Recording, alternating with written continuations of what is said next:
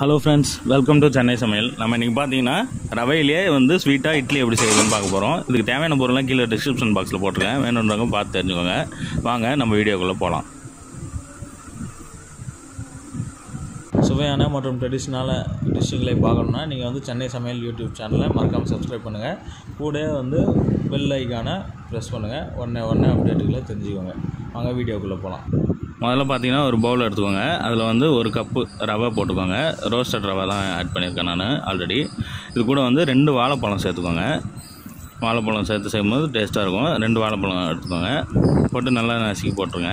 இப்போ வந்து அந்த வாழைப்பழத்தையும் ரவையும் வந்து நல்லா பிணைஞ்சிக்கோங்க. அப்போ தான் வாழைப்பழம் வந்து நல்லா ஸ்மாஷ் ஆகும், நல்லா நசுங்கி இதுவாகும். அதுக்காக ட்ரையாக ஒரு வாட்டி பிணைஞ்சிக்கோங்க. வாழைப்பழம் வந்து இப்போ நல்லா இதாகிடுச்சு, நசுங்கிடுச்சு. இப்போ இது கூட வந்து தேங்காய் பூ ஒரு கப்பு போட்டுக்கோங்க. தேங்காய் துருவின இது போட்டுக்கோங்க. அப்புறமா சீனி ஒரு கப்பு போட்டுக்கோங்க. போட்டு எல்லாத்தையும் மிக்ஸ் பண்ணுங்கள்.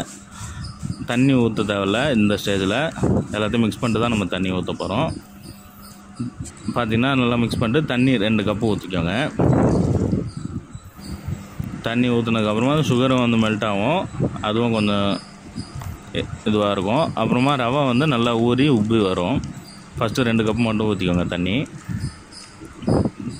ஊற்றி நல்லா பண்ணிக்கோங்க.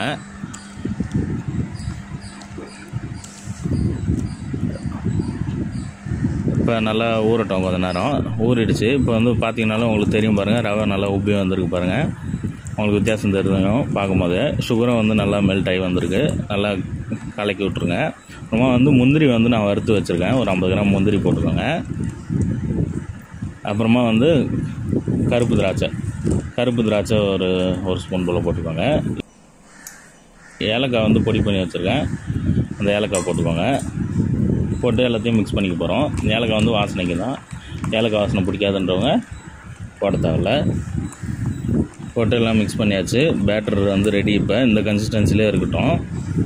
இட்லி சட்டி வந்து அடுப்பில் வச்சுருக்கேன். தண்ணி ஊற்றி அது ஹீட் ஆகிட்டுருக்கோம். இப்போ வந்து ஒரு பிளேட்டில் துணி வச்சு போடுங்க. வெறும் இதில் ஊற்றாதீங்க. கொஞ்சம் ஊற்றிக்கோங்க. இதுவே நல்லா கொஞ்சம் உப்பி வரும். இந்த டிஷ் வந்து பார்த்திங்கன்னா குழந்தைங்களாம் நல்லா விரும்பி சாப்பிடுவாங்க. ரவை சாப்பிட மாட்டேன்றவங்களுக்கு இந்த மாதிரி செஞ்சு கொடுத்தீங்கன்னா நல்லா சாப்பிடுவாங்க ஈவினிங் டைமில். இப்போ வந்து இது வேகட்டும் ஒரு 10 நிமிஷம். 1/4 மணி நேரம். 10 நிமிஷம் ஹை ஃப்ளேமில் இருக்கட்டும். 1/4 மணி நேரம் வந்து லோ ஃப்ளேமில் இருக்கட்டும். வந்துடுச்சு. நல்லா பார்த்திங்கன்னா நல்லா உப்பி வந்துருக்கு பாருங்கள். இதை அழுத்தி பார்த்துக்கோங்க ஒரு வாட்டி நல்லா வெந்திருக்கான்ட்டு. பார்த்திங்கன்னா தெரியும் நல்லா வெந்திருக்கு. இப்போ வந்து இந்த ஒரு பிளேட்டில் வந்து ட்ரான்ஸ்ஃபர் பண்ணி சாப்பிடுங்க. டேஸ்ட்டாக இருக்கும். எல்லோரும் ட்ரை பண்ணி பாருங்கள். இந்த வீடியோ உங்களுக்கு பிடிச்சிருந்ததுன்னா சென்னை சமையல் யூடியூப் சேனலை மறக்காமல் சப்ஸ்கிரைப் பண்ணுங்கள். Thanks friend. தேங்க்ஸ் ஃபார் வாட்சிங்.